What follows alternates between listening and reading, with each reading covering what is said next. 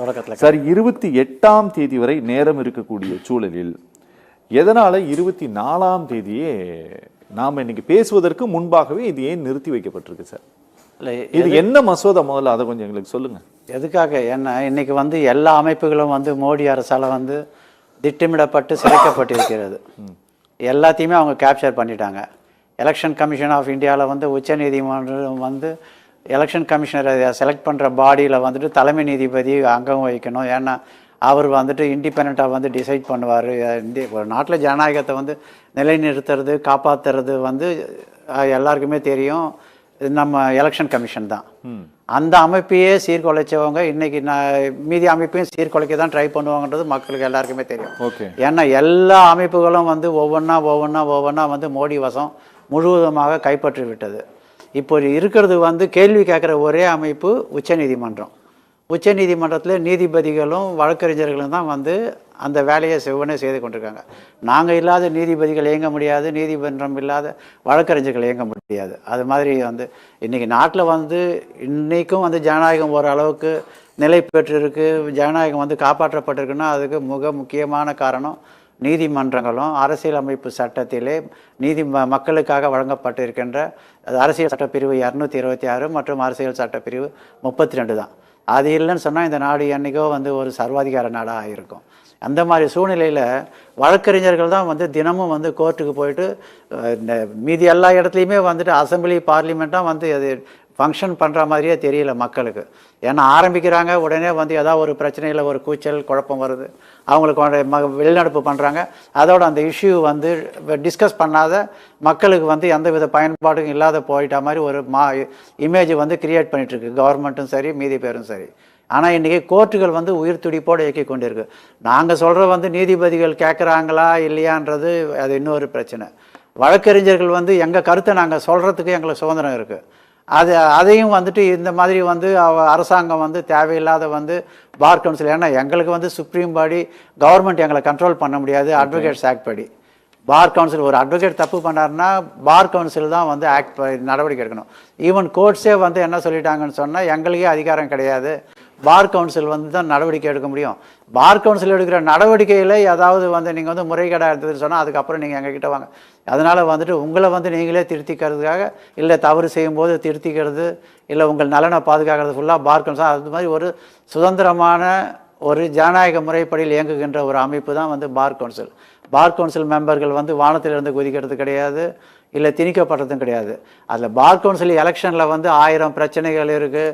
அரசியலை விட அது ரொம்ப கீழ்த்தரமாக போயின்னு இருக்குது, மோசமாக போயிட்டுருக்குன்னு ஒரு கருத்து இருக்குது.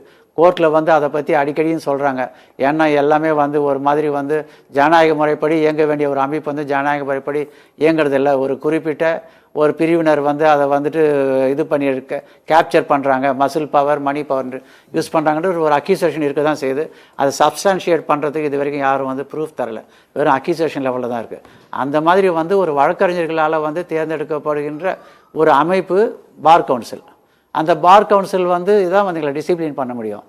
நீதிமன்றத்துக்கே அந்த அதிகாரம் இல்லாத போது நாங்கள் என்ன செய்யலாம், நாங்கள் தைரியமாக போய் பேசலாம்.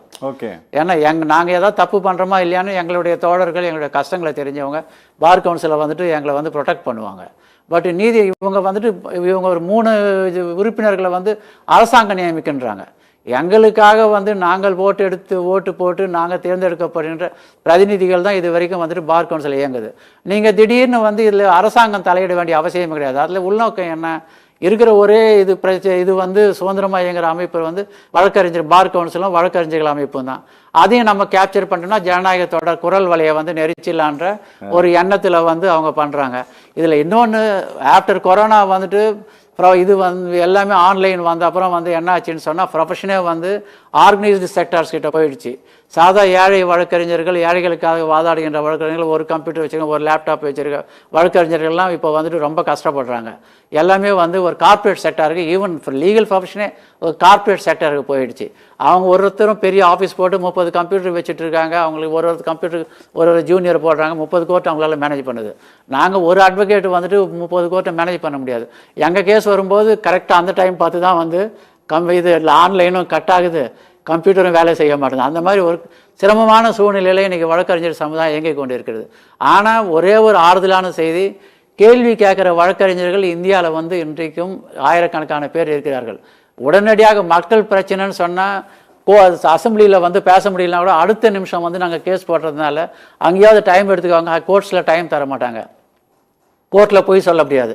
ஸோ இப்படி இன்றைக்கு ஜனநாயகத்தை காப்பாற்றுகின்ற முதுகெலும்பாக இருக்கின்ற ஒரு வழக்கறிஞர் அமைப்பினை வந்து சிதைக்கின்ற வகையிலே தான் மோடி அரசாங்கம் செயல்படுகின்றது தான் நான் நினைக்கிறேன். மீதி பண்ணிக்கும் இதில் இவங்க வந்துட்டு இவங்களோட ரெப்ரசன்டேட்டிவை போட்டாங்கனாலே சுதந்திரமான அமைப்பு வந்து சுதந்திரமாக இருக்க முடியாது. எப்படி எலெக்ஷன் கமிஷன் வந்து இன்னைக்கு வந்து சுதந்திரத்தை இழந்து மக்கள் வந்து கேலி செய்கிற நிலைமையில் இருக்கோ, அதே மாதிரி வந்து இந்த நீதித்துறையும் வழக்கறிஞர் அமைப்புகளும் வந்து அந்த மாதிரி ஒரு தன்னுடைய தனித்தன்மையை இழக்கின்ற ஒரு பயம் எங்களுக்கு இருக்கு. அதனால வந்து எங்க ப்ரொஃபஷனல் ஜனநாயகத்தை முதல்ல காப்பாற்றணும். கவர்மெண்டோட ரெஸ்ட்ரிக்ஷன்ஸை வந்து நாங்கள் அலோவ் பண்ணக்கூடாது.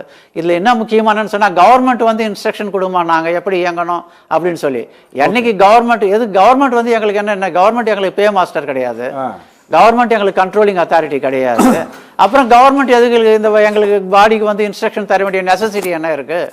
அதனால இன்றைக்கு வந்து ஜனநாயகத்தை காப்பாற்றணும், சுதந்திரத்தை காப்பாற்றணும், கருத்துரிமையை காப்பாற்றணும்னு சொன்னா பார் கவுன்சிலும் வழக்கறிஞர் அமைப்புகளும் சுதந்திரமாக செயல்பட வேண்டும்.